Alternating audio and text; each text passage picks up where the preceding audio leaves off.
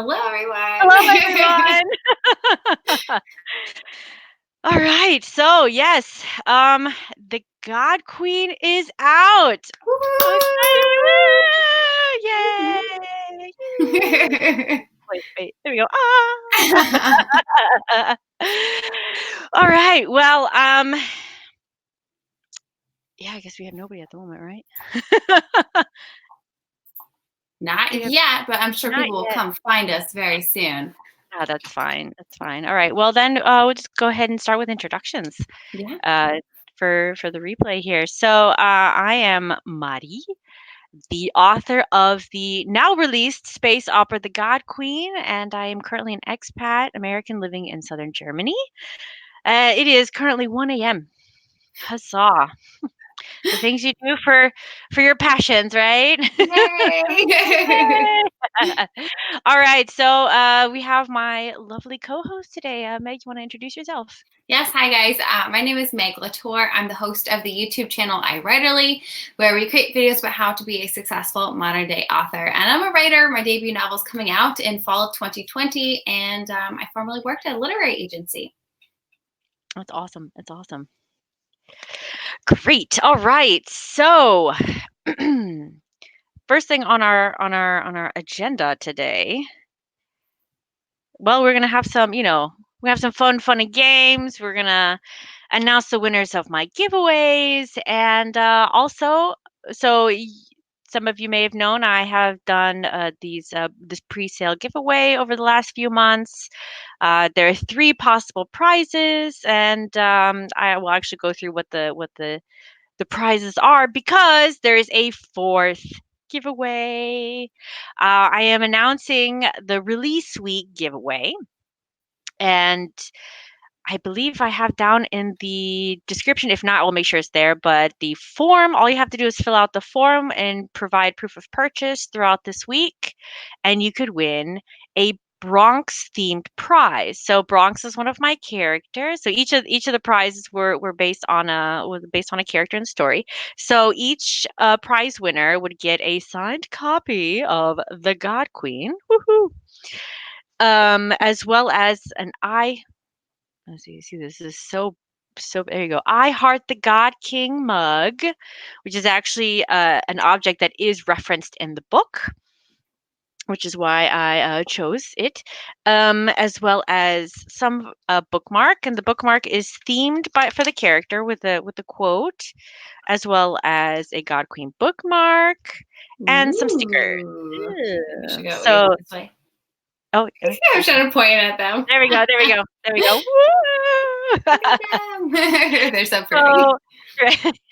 So, so then, but then we have the actual themed prize. So those are, those are the contents that each prize has in common. What we also have, so there is a themed notebook. So in the case of Bronx, I have this beautiful. They're all paper blanks. This one I chose because it reminds me of a golden forest. So when you read The God Queen, you will understand where this golden forest reference applies to Bronx.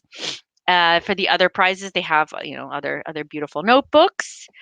They also have this glorious pen. I cannot remember the it's like a piston. Oh, I can't remember the brand of the name of this, but I love these pens because they're empty, and what you do is you screw the end. Oh, you can see, but it actually pushes this little plunger out, and then you can draw the ink into the pen. So you can choose what ink you want. Oh, it's like a reverse quill sort of thing? Hmm. Yeah, Ah, nice. and I love it. And I actually use one of these. My favorite ink is called Skulls and Roses by Diamine, and I it's like the like name. it's awesome. It's blue with like pink glitter. Like, you can only Ooh. see it when you have it, like, right in the it's I love this ink. But so each person gets a sample of their own ink that also has to do with the character. So this is also a diamine. I believe this one's called Starry Night. Again, having to do Very with Bronx. So applicable. it's yes, Yeah, exactly. hold this up while you keep talking. I'm just gonna hold this Yes, up. yes, yes. So, yeah, so a Starry Night, so it has some pretty shimmery silverness to it. But yes, each of these prize winners has this I'm distracting you. I'm so distracting. I just know my book is so pretty. I Isn't can't. it so pretty? It's so pretty, guys. So yeah, so each the like I said, the theme prize has to do more with the notebook and the colored ink that they would get. So again, for the Bronx release, the release week prize, you sign the form below or fill out the form below with proof of purchase, and yeah, next week, next Tuesday's episode, I will announce the winner. So in order to start, I will start with our first pre-sale winner. So throughout this evening or this morning in my case, I will announce the winners. And oh, thank you. Yay! Yay!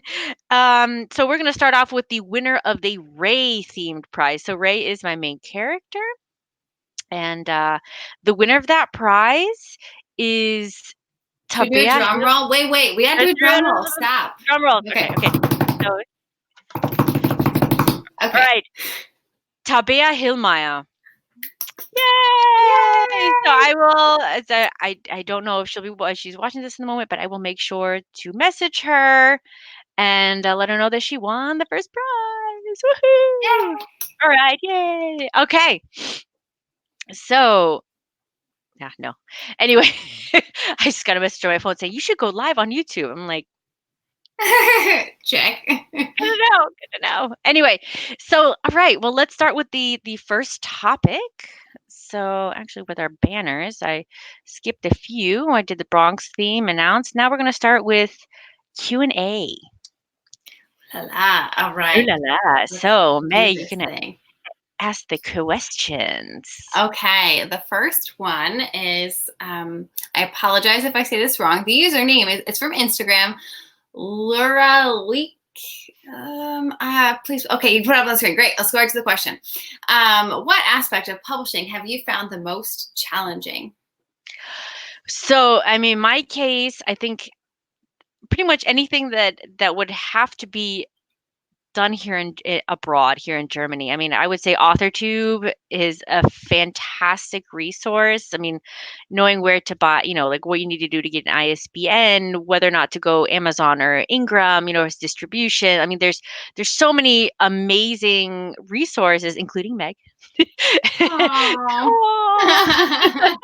I mean, it's great, but there were times. I mean, because I have a very special situation being here in Germany, where I was just like, what do I do specifically? Like, for example, with an ISBN, I had to, because I'm in Germany, and so therefore the book is technically published in Germany, I had to buy a German ISBN.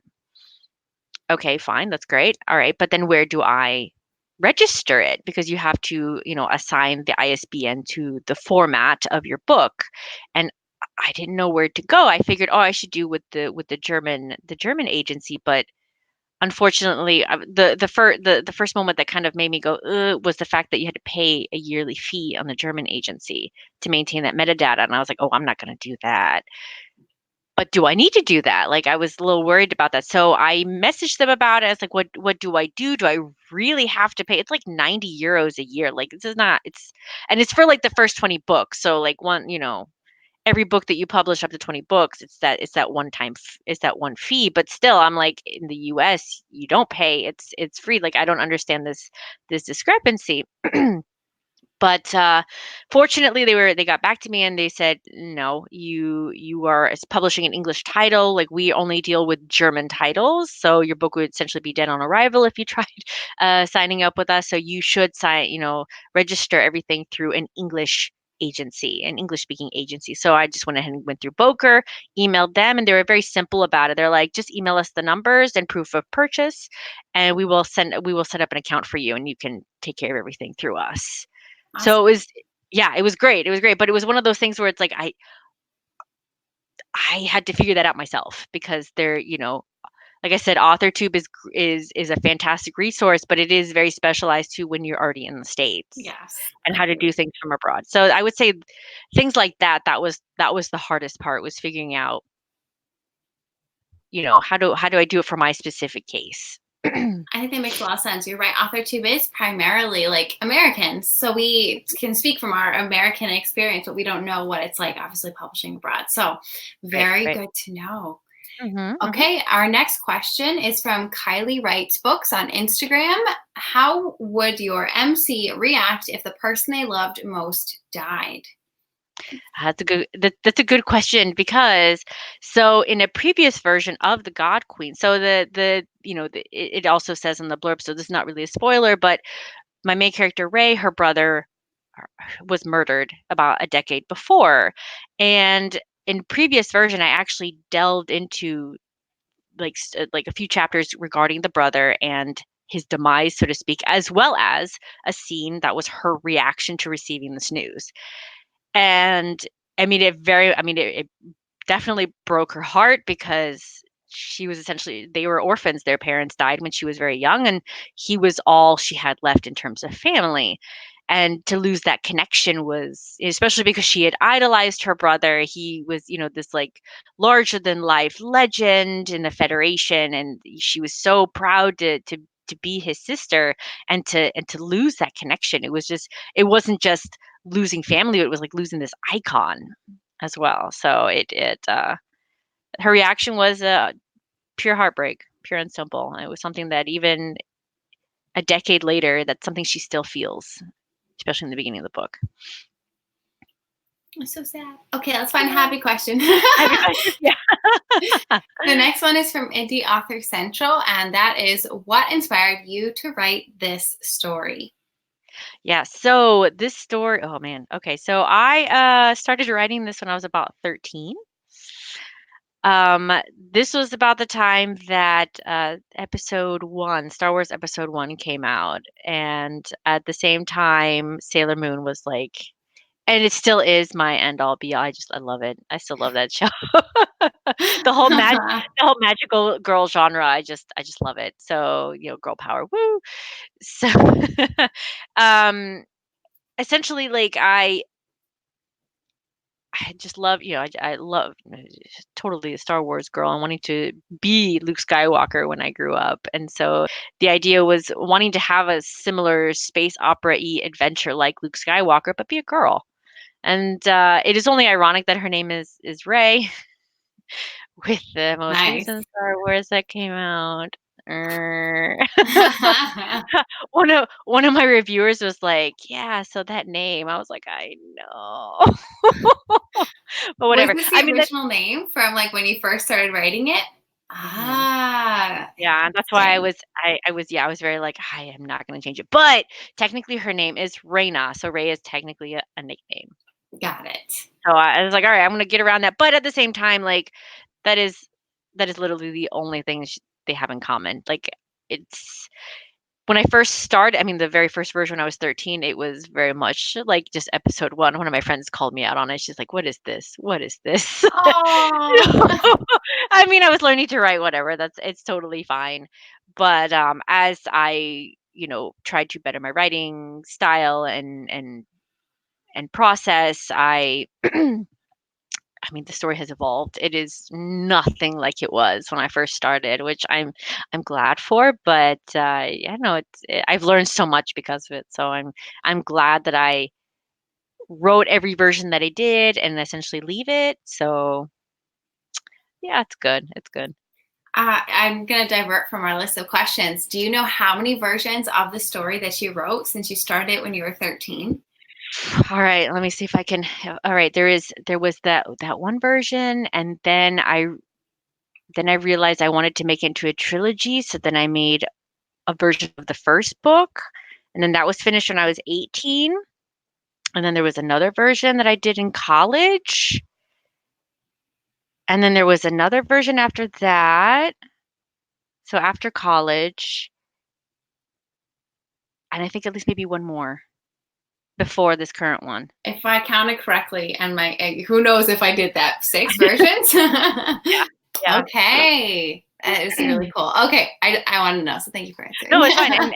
And it's actually like, every time I did it and and it felt like that it wasn't ready, I did shelve it. I mean, that's something, when you realize that the book is just isn't ready, Mhm. But actually, the one when I was 18, I did actually try to have published. I sent them into about 28 different houses. Whoa. Yeah, I was very ambitious, and this was, before like literary agents were really a I was big, gonna say, how'd you or skip very. the agents? Yeah, no, at that time there wasn't. I think only the really like Tor, I think was one of the few ones that required an agent. So I was like, okay, well, I'm not going to Tor. So I went through a lot of like smaller ones, and of course I got rejections for every one. And one of them was actually like it was like an actual rejection that said there was a great idea but too many ideas. Oh. And I was like, oh, she was absolutely right, and I still have this problem even today. So couldn't Ambition's quite learn my ready. lesson. Yeah, that's all right. It's all right. So yeah, Interesting. Interesting. I think Tor, you don't have to have an agent now to submit to them. So it's really interesting that maybe you didn't, that they were this was required at the time and they flip flopped. probably yeah, but this was 2004, Oh, yeah. so So it was a while ago. it was a while ago, All just a right. few years ago. Okay. Next question is from Wave Emoji on Instagram. And that is where to find developmental editors when on a budget and wanting to go traditional publishing. Yeah, so developmental editors. I mean, I was fortunate that my editor was also did developmental edits as well.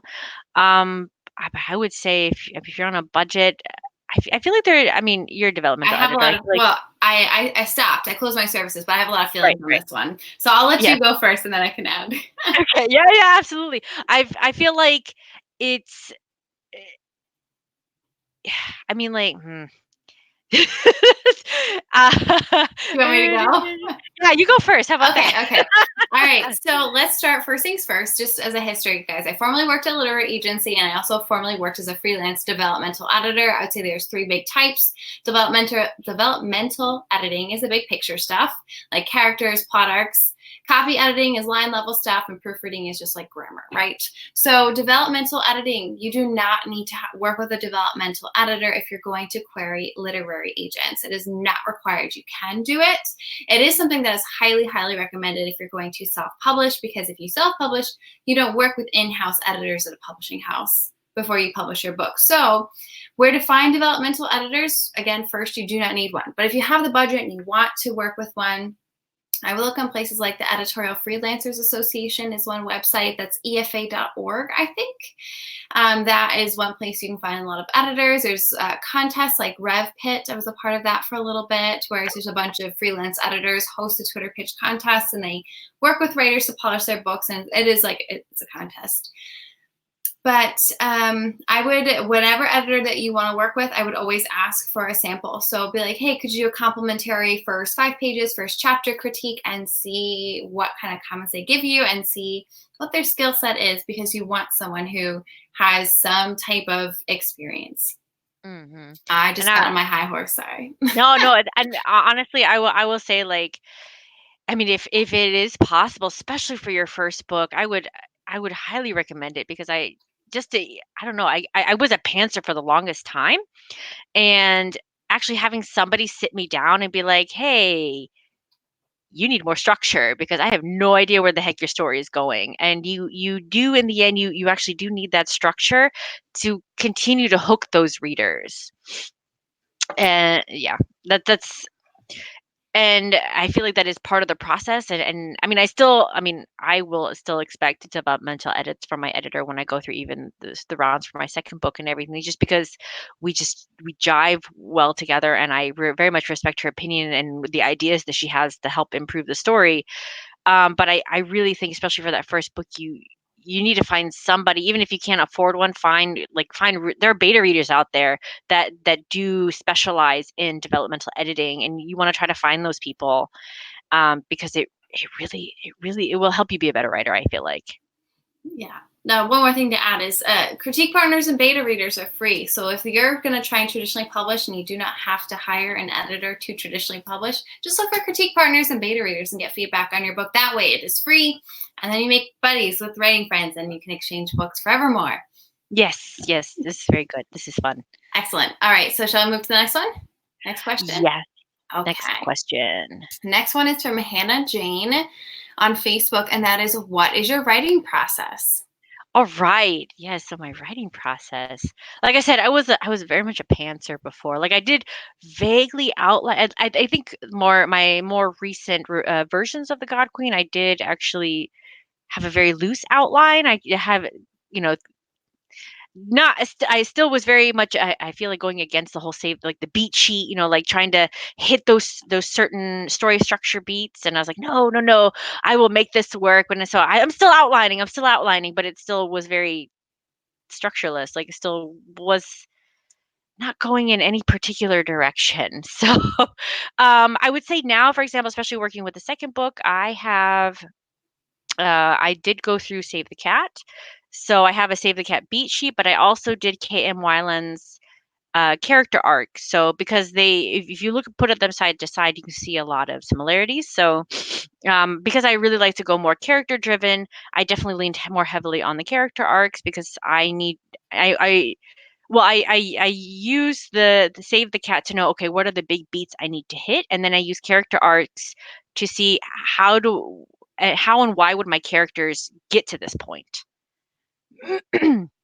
And at the moment now, I'm going through a slightly more detailed chapter by chapter outline. At the moment, I've only gotten myself to the inciting incident, and I think at the moment, I think from there, then I may just maybe kind of wing it a little bit and just stick with the beat sheet to keep it kind of loose. I know what stuff I need to hit, especially for the I think the fun and games section in part two. I'm definitely I think I don't want to have that too structured because I want to see what my characters kind of come up with. But I know certain things that need to happen that just like vague ideas, but I don't want to give any spoilers. That's why I'm like trying to be very vague with my answers. I have these two characters that are meeting, and it's very important that they meet, and I kind of want to see how they react themselves, and I don't want to force it. So it's like, all right, I know there are a few things that need to happen. I know how that they would react to each other, so I'm just going to put them in a room and just see what happens. So that will be very interesting. So yeah, so essentially I go through a full draft, and then I reach out to beta readers. So then I go and I get their feedback, and then I go through their edits, and then I leave it for about a week or so, and then I go through again with fresh eyes to do another like round of like internal self editing, and then I went through another round of beta readers, and then went through the whole process again. The With the first book, especially, like I said, this not yeah, I feel like not really knowing where I am as a writer in the beginning, um, and not knowing if I'm actually doing this whole kind of going to the topic of imposter syndrome, like not knowing if I'm good enough. Like I went through quite a few rounds of beta readers because I just wasn't sure. I was always getting good feedback, so that was great, but I wasn't sure if I was going in the right direction. But I feel like going through at least two rounds of beta readers, especially for the second book, will be more than sufficient. And then I will then go through my editor and go through her rounds. And with her, it was 3 rounds. So the first was developmental. I had about I was actually telling Meg this story. So when I with the God Queen, I got her edits back. I had 3 weeks to fix my developmental issues, and unfortunately, that was when Abner passed away. So that was really hard. I essentially lost a week to that. So I do work well under pressure, so I really like chugged it for 2 weeks to get those developmental edits done, and I'm actually really grateful that I had those because Lord knows I needed the distraction at that point. And so I got those done. She had the book for about another month. Then I got her edits back again it was like cleaning up a little developmental, and then it was the beginning of the line edits where it was like, kind of sentence structure problems. I still had to do my own self editing or like, repetitive words, because then her last edit was literally just cleaning it up. So there is some things like looking back because it was a lot. That was a lot. And I feel like now that I know what kind of mistakes as a writer that I've made, like some like repetitions that I use, like eyes. I'm obsessed with eyes, apparently, you know. And I think with the second book, just keep an eye on those things for the second book to try to improve. So to clarify, you worked with a single editor for your 3 types of editing. Got it. Okay. Yep, yep. And then after that, I actually did one more round of self-editing because I mean, I work currently in documentation, but I was also a microbiologist for a number of years, and not, I mean, the only thing that really microbiology has to do is that we're a very nitpicky department. So we're always very careful about wording and everything. So I already knew how to, when with writing investigations and stuff, like I already knew how to self-edit and especially look out for words that were repetitive or looking for, maybe wording that I would read things out loud. And if it doesn't sound right when I'm reading it out loud, then I need to rework the sentence or, and so on. Got it. Yep. Awesome. All right. Well, let's move to the next question. I think this is we from... have Oh, go ahead. No, it's fine. We have a few more. We have in about 4 minutes, we're going to announce the next winner. Okay. So we have a time for a few more questions. Perfect. Let's do one from Angie on Facebook. And we kind of went into this before. I don't know if you want to touch on it again, but how long have you been working on this book? Yes. So, like I said before, I did start writing it when I was 13, and actually, I started writing it when I was in Peru. I used to spend my summers there. It was as an attempt to better my Spanish, and especially during the day, we would just kind of stay. I would hang out at my aunt's house, and I'm very fortunate that I have a very active imagination. So I would just take out a notebook and just start writing, and that's kind of to kind of pass the time. And it's amazing how much when I'm at my aunt's house, I get a lot of writing done. I remember once staying with her, and within a week, I wrote like 6 chapters in like an earlier draft of the God Queen, and it was just coming out of me. Just this, it was amazing. Like my muse was in full throttle at that point. It was glorious. I think I need to go back so I can work on the second book. Yeah, you should go back and be like, Aunt, I need a room just for a little bit. I need a room, right? Oh man, especially I mean, like with her housekeeper is awesome. Like I could come downstairs and it's like fresh breakfast, and she makes my bed and does my laundry, and I'm like, I just have to, live the good life. It's awesome down there. That's awesome. I love it. I love it. So anyway, yeah. So I started writing when I was 13, and yeah, we've gone through about 6, maybe 7. I think I maybe should do a video of this and talk because Alexa Dawn did a fantastic video talking about like her different versions of Brightly Burning. I don't know if you've seen that episode. Mm-mm. She did an episode talking about like her like draft 0 and then draft 1, and then when she met her first editor, or like after she got the deal with her, I think with her like developmental agent or like what was it? Editing agent. Editorial agent. Thank you, editorial agent, and what changes were done there, and then and it went through like I think 5 or 6 different revisions, and she went through each one, and I thought it was really fascinating. Very spoilery. I have not read the books, unfortunately. Now I know what happens, but it was really interesting to see her process in the whole like throughout working in traditional publishing. So. Yeah, that's really amazing because I feel like you have to document like what changed, because I feel like, I mean, I'm working on a book now and it's been through a lot of drafts, and I don't remember some of the things that I changed between certain drafts. I'm like, yeah, I changed this thing at some point, but so that's amazing that, she could remember in that detail. Absolutely. Absolutely. All so right. Yeah, it's cool. The next question we have is also from Angie, and it is, how difficult is it to publish a book on your own? Oh, I put on you. On your own. Sorry, this cut it off. All right. So how difficult is it to publish? I would say it's not. I I mean, with self-publishing in general, like it is very easy to just load something and just push publish. What's difficult is making sure that you have a quality product. So, you wanna find a good editor, and finding a good editor that could be troublesome. I watched a video from Vivian Reese recently about with her first book how her editor bailed a week before she was supposed to submit the book for editing. I'm freaking out because editors book out like 3 to 6 months in advance. Exactly. Or almost, there was some that are almost a year in advance. That's And so she had to find another proofreader, and the proofreader did not do well. Aww. Yeah, and it was all supposed to be like a month before release. Oh God. Yeah, not that I would ever do editing a month before release. I had my editing started about 6 months before. No, definitely like 3 or 4 months before I even announced presale. So, Valid. oof. Yeah, yeah. All right. Yeah. So, all right, so now based on my alarm, it is now time to announce the next winner. Winner, winner, chicken dinner. This is my husband says that phrase all the time. It's He super cute. does. Oh. Yes, this is very thick German accent. Winner, winner, chicken dinner. It's so cute. Oh. That's adorable. All right, so we're going to announce the winner of the Corona themed prize. The winner is, drum roll please, Angie Woodall. Woo!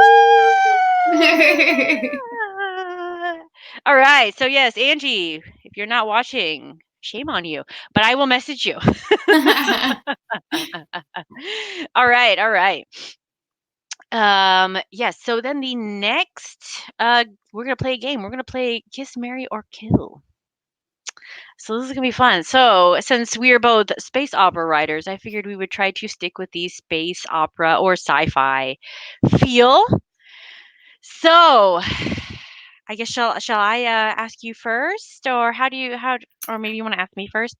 It does. Let's announce maybe the one that we're doing, like, because what we're gonna go through a series of books and movies and Yes. TV shows. So, which one do you want to do first? Well, let's start with Star Wars. Let's start with like the epitome of space operas. All right. Okay, All right. All right. I think you should go first. I'll go first. All right. Who would I marry, kiss, or kill? Oh, this is, you know, part.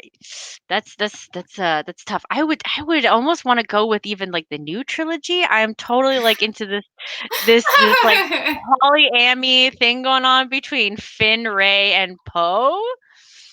Yeah, But I don't want to kill. I wouldn't want to kill any. I just want to marry all three. Aw. Ah. All right. Yeah. Well, no, I will go with this new saga. I would say kiss Ray, marry Poe, and kill Kylo, man. Because Because that's that just not temper cool. tantrum, that's like Tempered, toddler right? size temper tantrums. Exactly. And he's big and scary. Like I would be like, no, it's either you or me, man. Like it's horrid. All See, right. well, I had in mind the original series because I was thinking like Mhm. Leia and Han Solo and like Luke and all them because I've watched the newer ones. I just didn't get into them and I don't know why. But so for the original ones, I probably would kiss Han Solo and I would probably marry Leia and I'd probably kill Luke because I'm the He's worst. dangerous. You're just like, no, but it's like, man, he's dangerous, man. He's dangerous. If it came down to it, it's all about survival, man. Yeah, I'm just Yeah. big into like, temper tantrums, I guess. Yeah, yeah, yeah. Yeah, I must like I almost said it runs in the family, but not with Leia, man. Leia is like Just chill. totally she is Calm and she's collected, which is why marry Leia. She's got her stuff together. she's got her stuff together. Absolutely. All right. So yeah, or how about well, let's go with the God Queen then. Who would I marry, kiss, or kill for my own Yeah, I want to I know. you wanna know? I mean, I would marry Bronx. I'm not gonna lie. I got a sweet spot for my Bronxy Bronx. I would kiss. Who would I kiss, man? Who would I kiss? Probably Bernadette. She seems like a good time. And and kill probably. Ooh. Oh man, that would be so spoilery because I know exactly who I would probably kill. I would kill Kramer, who's like the big bad. He's only briefly mentioned in the God Queen, but I would kill that bastard, man. Get him out of the way. Out of the way. All right. What about you? What about you? I would probably kiss Ray and I would marry Bronx. And then I put Urias down for kill, but I'll go with the big bad since we're giving heads up here. Yeah. Though, I mean, Urius, like, Urius was really fun to write because I try to keep him like a morally great character. Like he, falls under the realm of good guys, but just because they're, good guys doesn't necessarily mean they're good people. Yes. So They're good for now because they happen to be on the same side as you. exactly. So yeah. I feel like it's the same with like with Luke. It's like, yeah, you're on the right side, but all it takes is I don't know. I feel like one bad day, and then it would be a fight for survival. And if yeah, I would yeah. I don't blame you for Darth having your Vader. Darth Vader, people. exactly. All right, so our next one, the Battlestar Galactica reboot. I said reboot specifically because I mean, like, I don't know if I could. I mean, I love the old one in its very nostalgia way, but I love the new one, man. It's so gritty and awesome. So, all right, do you want to go first? Sure. I feel I should disclose that I have not seen this. So I picked it based on appearances for the most part for this particular one. So it is entirely random. But for Battlestar Galactica reboot, I said kiss Samuel, marry Anastasia, and kill Gaius. Yeah, that's good. That's really good. Oh, let's see. I would kiss Apollo, probably marry Hilo, and I'll probably also kill Gaius because man, that's Oh, just okay. I picked good then. I was like, this one. I don't know. yeah. No, I mean, yeah, I'd kill Gaius too. But I mean, Anders and Duala, they're all fantastic characters, so I think they're a good pick. Awesome. Awesome. All right. Oh, actually, I do want to make a quick thing. So I made those comments about my characters. So just FYI, like if anybody's actually more interested in learning about more of my characters, I'll put that in the description below. But I do have a section on my website that has like links to each of the main characters as well as side characters. If you want to like get a bit of an introduction to them before reading the book or even after reading the book, whatever. Like it's just a fun little thing that I did, and I did like lettering and some pretty photos and aesthetics and fun stuff. So yeah, so I will make sure the link for that is below, and you should check it out. Yeah, So do the anyway, thing. yeah, do the thing, I promise it's fun. So all right, so the next one, I'm gonna go for Firefly, another absolute classic. All right, you should go first for this one. I will go first. Okay. All right. So I would kiss Kaylee, marry Simon, and kill Jane. All right. All right. All right, let's see. I would kiss Malcolm. I would probably marry Inara, and I would kill River.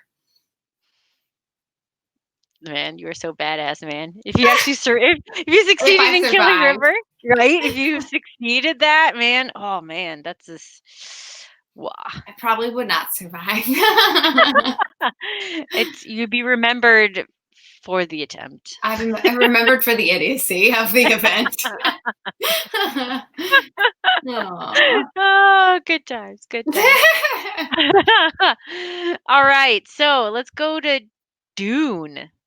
We just So got another a comment. Kiss okay. Mal. A comment from April. Kiss Mal, marry Wash, and kill Wash and Simon. kill Simon. Oh snap! Oh snap! That's good. That is good. All right, I'm gonna show this one here. Yeah, April. I mean, yeah, Mal. Oh yeah, Mary Wash. That is a really good point. That is a really good point. Or maybe even Mary's. I mean, like Zoe and Wash together. They're just as far as like on-screen couples, they're definitely like one of the best. And yeah, Simon is kind of the worst. I'm not gonna lie. Yeah. Nice. This is awesome. Thank you, April. Thank you. All right. So yes, we're back to this. So yeah. So now we're on Dune. So yeah, I think you and I may be very similar on this one. Yeah. Looking at your notes, I would yeah, kiss Chani, marry Paul, and kill Vladimir. Yep, we have the exact same thing. So Yeah, yeah. I mean, ditto. yeah, exactly. I feel like I feel like that's like a no-brainer. That's a no-brainer. I mean, I think it would get more complicated if we included like the ones in like Dune Messiah or whatever. But we'll keep this simple. We'll keep it with like normal Dune. It's all good. It's all good. Yeah, yeah, yeah. Very good. All Excellent. right. All right. So the next one, we're gonna go for an English favorite, Doctor Who. So, how about you go first? All right. I would kiss Rose. I would marry the David Tennant doctor. And then I would probably kill Martha Jones. I'm sorry, Martha. Oh, snap. What did Martha ever do to you? We didn't hit it off, you know? Oh, I mean, I'm not gonna lie, it was so hard. I mean, I love Martha, but it was really hard after Rose. It's a hard Like follow-up. it She was was a not set really up for hard. success. No, no, she wasn't, and you can tell. You could tell. Mhm. I mean, you could tell with the writing that it was they they recognized it. Yeah. That was really good. Yeah, I mean, I'm definitely all about marrying David Tennant's Doctor because he is and will always be my favorite. Yeah. He's fantastic. Um, I would probably kill the Christopher Eccleston one, but then we wouldn't get David Tennant. Well, no, we would get David Tennant. So Well, life's good. no, so yeah, no, we would get him faster, technically. So I'm on board with that. And oh, who would I kiss? Jack Harkness. I Yeah. Yeah. Oh my goodness. Oh, he was Guy. right? I was just like, "Oh, who was oh no, Jack. Jack Hmm. all the way." It's just he was oh my he was another just absolute favorite. Yeah. Did they do a spinoff? Did they do a spinoff? Mhm. They did a spinoff. Torchwood. Oh yeah, yeah, yeah. Yeah. Yeah, Torchwood was also really good. Did you ever get a chance to watch it? You never watched Mm-mm. it? Oh, it's very good. It's more adult than Doctor Who. Oh, nice. Yeah, yeah, yeah. Well, I mean, when you have like an omnisexual like Jack Harkness, you have to kind of bring the rating up a Adult little bit. content. Yeah, exactly, exactly. Which was fine. It was still tastefully done. He's just a favorite. I love him to death. Yes, I liked him too. hmm I almost like want to rewatch it now that we're talking about Jack Harkness, just so I could I watch know. him. I want to watch Torchwood now. Yes. Oh, that's also good. You know, actually, one of my characters I did kind of loosely base off of Jack Harkness. Yeah. Ooh. Um. Well, Bernie is very loosely based on a female version of Jack Harkness, but still different. I mean, I didn't not like one to one, but I loved this like confident, playful, flirting manner, but still absolutely lovable and like just it's everything that made Jack Harkness just like those main things that make Jack Harkness just so lovely. I tried to like have those, and then of course let Bernie do her own thing. But that was something that I tried to aim for. I don't know if I succeeded. We'll find out. It is 7:45. Did you want to do another giveaway? I forget when the next giveaway was. We could, and then we can do, we can talk about some of the other. Actually, no, we'll go. Yeah, no, we can go ahead. Yeah, we'll go ahead and do the last winner. So the winner of the Mandan themed giveaway is oh my goodness, I had to get her last name real quick. I I'm ready for the apologize. drum roll when you are. It's You're ready for okay. it? Yes, yes. Give me. I have her first name, but I need to get her last name. This one. All right, ready? Drum roll. Hannah McCarthy. All right, Hannah. Woo! All right. If you're also not watching, like, where are you? No, I'm kidding. I will also message you about having won this awesome prize. I'm super excited. But don't forget, guys, the Bronx theme prize is now available.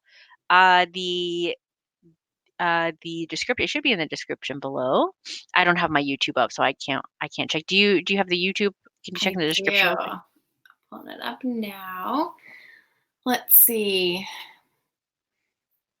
Nope, it's just the links to purchase the book, add the newsletter, Goodreads, and my links. I will make sure that that's added. That's easy enough. Anyway, so yay! All right, so for the last about 15 minutes or so, I figured we have some topics of conversation we can talk about. Yeah, one of the topics is why self-publish at all. And I think this would be a good talking point also for Meg, because she just recently decided to join this self-publishing journey, which I'm super excited about because yay. It's a fun journey. It's a very fun journey. Learning curve is like this. Thus far, it sure has been.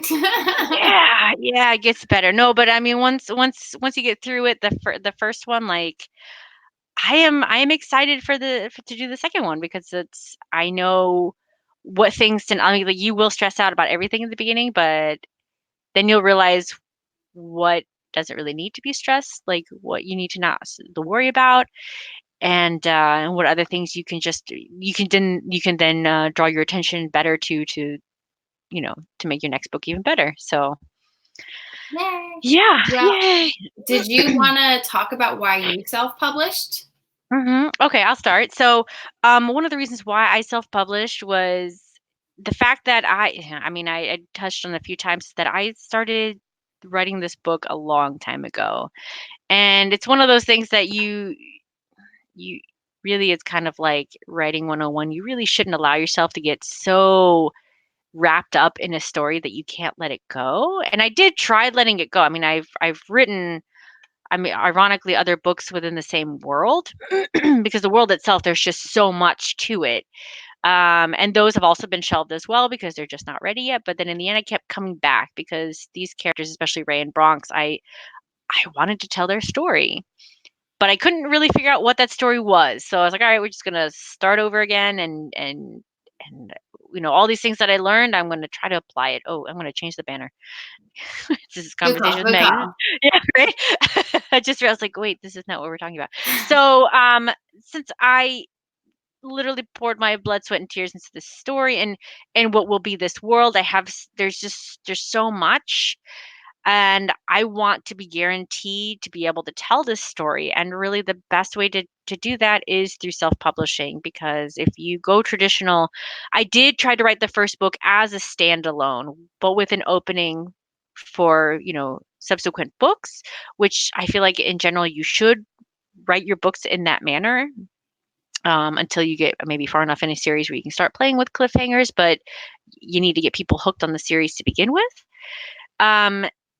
So I did try to make sure I have that, but that's this complete story. But that is something in traditional publishing you have to do, because there is no guarantee that you'll be able to write book 2 or book 3 or book 4, and it doesn't matter how it would just be a waste of time and energy if you even start working on those while querying, because for all you know, they'll just want that first book, and since they will have rights to that story, you can't do anything more with it.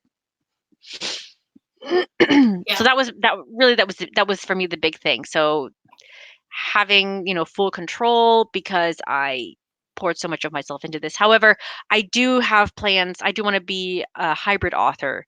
I do have plans for other projects that I would like to go the traditional route, which I feel that would be better for the market. Some like own voices type stories that would probably sell better, that agents would probably likely take on, but that's down the road. Got it.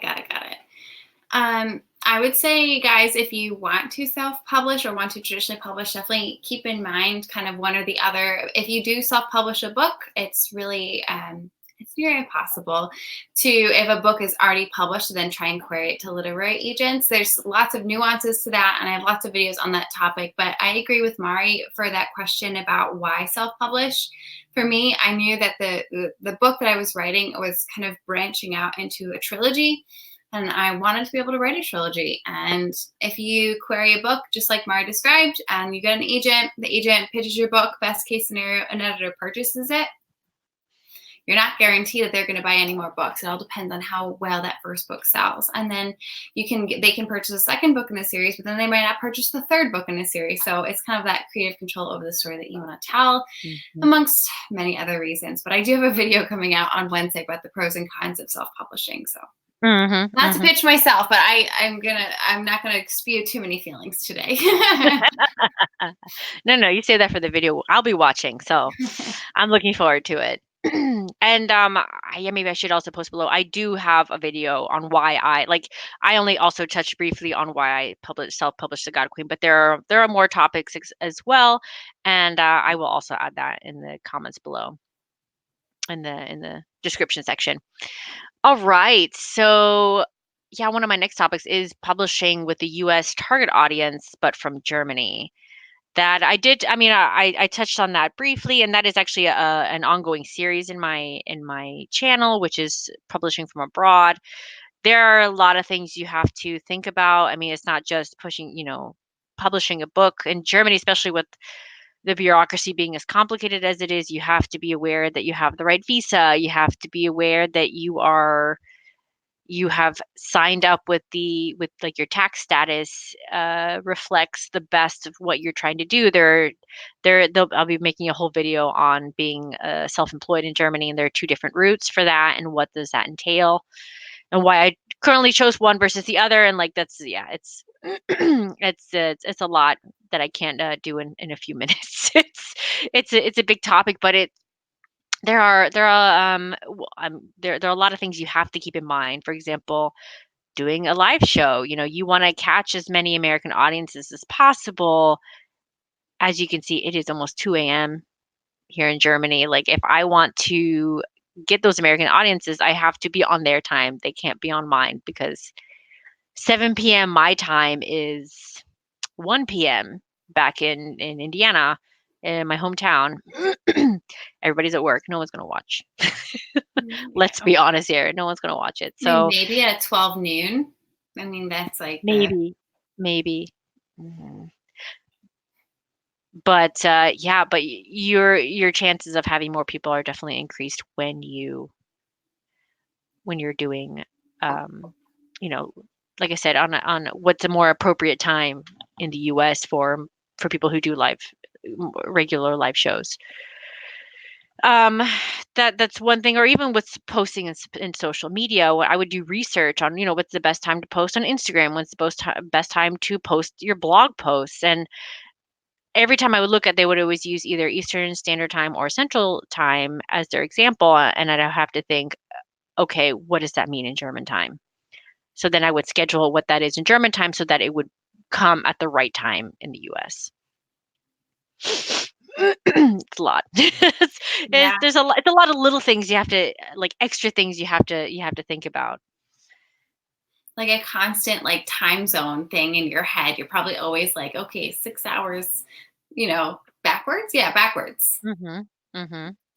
Yeah, and then sometimes it's funny, because when I was in the States recently in August, I was in Indiana, and then I was in California. And so fortunately, all of my social media stuff would kind of adapt. Like, because I would plan things beforehand, and it would automatically still do everything correctly, even though I was changing time zones. But sometimes if I needed to post something, I had to think about, oh crap, what time is it now? Like, normally I would post a blog post at, it would be 4 p.m. Germany time, which is 10 a.m. Eastern Standard Time.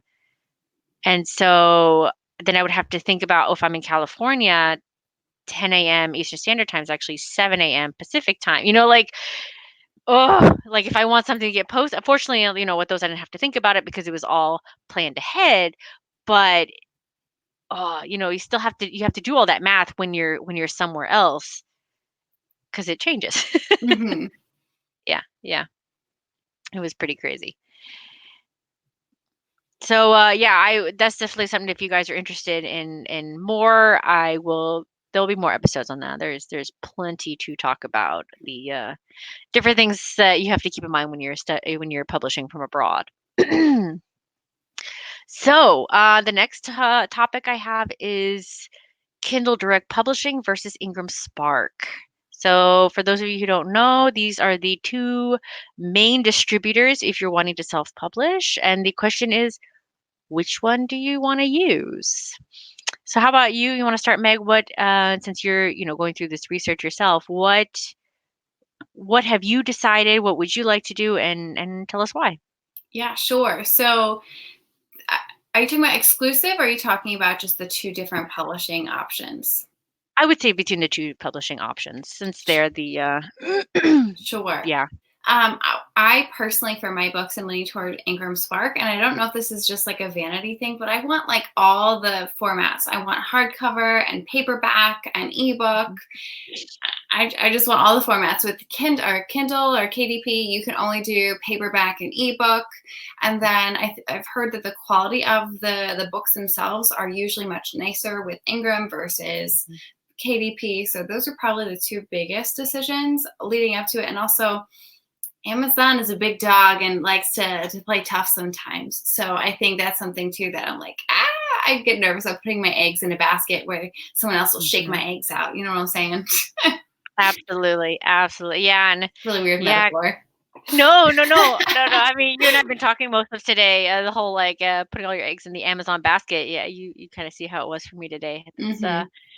dealing with yeah, some of that shade from Amazon, which is unfortunate, but yeah, I went the same route with Ingram. I at the moment I just have a paperback, but I do have plans for a hardback version down the line. But I would like to do something special with them, so that's at the moment just stick with paperback.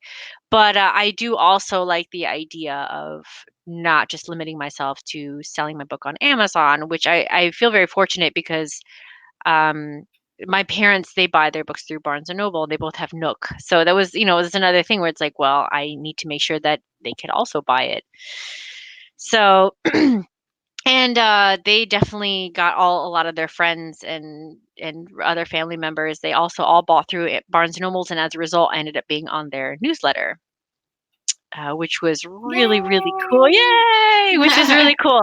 So, but I mean, like that wouldn't have happened if I just stayed with Kindle Direct Publishing. Like that is one thing. Like I know they do have, they claim that they can get you, say, in bookstores, and they have, like, was it KDP wide, or I think that's what it's called, like where they claim that they can expand your readership to not just Amazon.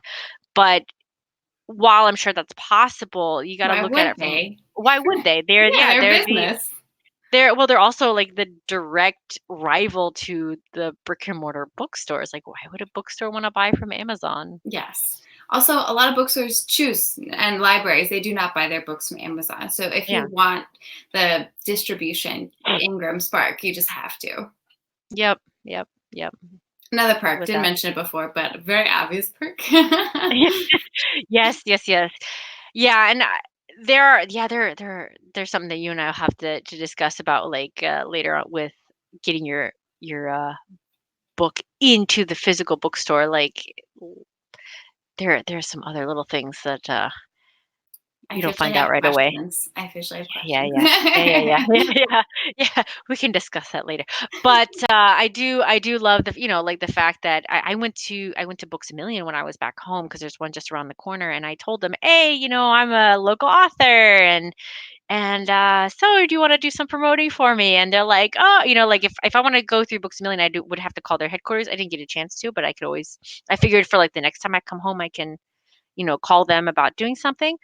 But the ladies there, they were so nice. They're like, "Yeah, if you have any flyers, just bring them over, and we'll make sure they're at the cash register. And we can, like, as an local author, we'll help promote your book. Like it." Aw. They do, like, you may not necessarily have to have your book physically in the store, but it is nice to have those bookstores, especially when you have a relationship with them, that what they want to, they do want to help you. They love, promoting books, and especially if you're a local author, they really love that. So, yeah, I love that was an option, so Yes. I know for Yeah. like ebooks and stuff, you can upload to places like Smashwords or Draft to Digital to get your ebooks into like a lot of like libraries and on these different platforms and stuff like Barnes and Noble, Nook. But to do the print books, yeah, Ingram Spark is. Yeah. Oh yeah. And I will say I've gotten I got a proof from Amazon and a proof from Ingram, and yeah, you'll figure it out very quickly how different the quality is. So I'm really glad that I went through Ingram, to be honest. So I'm very happy with it. If you have your proof still, you should do a video side by side of like, here's the Oh, I one and will. do like a comparison. I absolutely will. I do have a plan on that because I do want to talk about like my experiences with both, and that will also be yeah. And in the Amazon proof that also it will come back up again when I do my formatting video with Vellum. Ah, good things Because ahead, guys. yes, Subscribe and yes, ring the yes. bell. Exactly. Please subscribe. Yeah, I'm gonna be doing a video where in order to to do formatting, to use the program called Vellum, which is a glorious program, and the things you can do with it is just oh, it's so awesome. Like literally without Vellum, I would not be able to be in this October's bookish box. Like it being able to like create my own sample version to be able to like distribute to people and hopefully get more readers. Like I was able to do that because I had Vellum and I could do it myself. I didn't have to hire a formatter to do this for me. It's very liberating. It's It's a great awesome. program. So yeah, I will do a whole video on Vellum and how much I love it, and there are some limitations to it, but that's totally okay. So, all right. I mean, we're getting close to the end here. Is there anything um yeah, is there anything would you want to touch on? Let me just go through a list of talking points. Is there Do anything you want to you want to talk about what's next for you and this series? I feel like viewers want to know, Sure, yeah, what's yeah. coming. Absolutely. So, yeah, so as it says on the cover right here, it says Rebirth Book 1. So, yes, there's the plan for more books in the series. It was planned for a trilogy, but it is looking like 5 books at the moment. So it's going to be and that's just for this saga. I mean, the world itself is so big. There is references of reincarnation in past lives, and there's also plans for book series based on that. Actually, one of my reviews did touch on it that like, oh yeah, we could tell that there was a hint, but it would have been nice to hear more of it. And while I would have loved to kind of delve a little bit more into those backstories, because I plan on writing a series later, I didn't want to write myself into a corner because anything I write now is canon. Yep. So I wanted to just enough of a hint that allows me some flexibility later on because I have some idea where the story's going to go, but that can easily change once I start writing. Yep. So yeah, there's a lot of books planned in this series, so it's going to keep me busy for a while. So I'm glad for that. So yeah, so that's the current thing at the moment is now that this book is out, I will be diving harder into book 2, and I will document that more on the YouTube channel. And I do plan on discussing like I will eventually do the reveal of the title and the cover, and I will yeah, I have some of those things already planned. So once I have a better idea of what my timeline is going to be, like especially once I have that first draft out, or at least once I'm in the beta reading process, then I'll start giving out little tidbits here and there. And so yeah, so just that's something to keep in mind. Yay. Yeah, so exciting. So exciting. So I actually before we also go, I do want to have someone say hi real quick. So if you made it this far into the video, congratulations, you survived an hour with us. That's awesome. So as a consolation prize, I'm gonna say hi to my pug, my puppy Roxy, who's very much half asleep at the moment because obviously it's past her bedtime. But Oh, so look cute. at her. You can see she's really struggling to stay awake, aren't you, baby? Yeah, the eyes are blinking. The eyes, yeah, hold on. Oh, her favorite place to do this. Yeah, she likes to just. So she is cute. she's such a baby. She just likes to just to cuddle. Abner was not this cuddly as a puppy. He was more just like he needed to touch you, but other than that, he's like, back off. But no, she is very much a baby. Like she demands to be held, and and demands to be cuddled. So So cute. anyway, yeah. Oh, yes, yes. Oh, thank you for hi. What's up? What's up? Yeah, we're almost done. We're almost done. You just go to sleep. Go to sleep. Yeah, yeah, yeah, yeah. Get out of here. I was actually a little worried that she was gonna be like really, really wild like through the episode because I mean like she was taking a nap and then when it was time for my husband to go to sleep, she got up and she was like in her biting phase and just and I was like, oh no, she's gonna be like this. I can't have her during the episode because I can't focus on her trying to like bite my face every 5 seconds and then try to do this episode. But unfortunately, she just slept in her bed this whole time. But I figured she should She's say hi. cuddling into your scarf. I can't. So cute. I know. So yeah, it is time for us to go to bed, isn't it, Munchkin? Yeah, it's time for us to go to bed. So anyway, yeah, I think we should do our I can't even think of the word in English. I say Outro. yeah, outro. Yes. I was thinking of Outro. the word in German. Yes. So thank you guys so much for coming and celebrating with us. It's yes, this book is out. It's like 20 Yay! years in the making. Oh. Yay! So happy Thank for you. you. Thank you. I cannot wait to see your finished product. It's fall of 2020, guys. That's the plan. If you're Yes. not subscribing to her channel, I highly recommend that you do because she's just precious. Look at this face. Like So you're so sweet. Thank you. but yeah, no, I'm super I have been beta reading her story and I can definitely tell you. I'm loving it. So I'm really excited she went the self-publishing route because I also, when you know there's a story you just want to be told, this is definitely one of them, which I was really excited because yes, going the traditional route is great, but that means I'd have to wait like 5 years before I would see it. At So this least. case I get it. So I'm selfish. This way I get it sooner. So You're so sweet. Well, I'm so excited for my book baby. I'm so excited for your book baby. So, guys, if you haven't already checked it out, go check it out. Links are in the yes, description.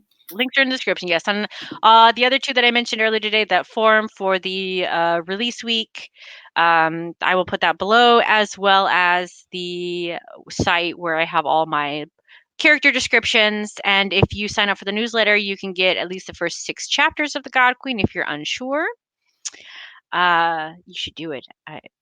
You'll like the Don't be first 6 unsure. chapters, Don't be unsure. right? Just do it. Don't be unsure. Just do it. Just do it. Like, I mean, Roxy would do it. Isn't that right? She's like, Yeah, just move if you disagree. oh.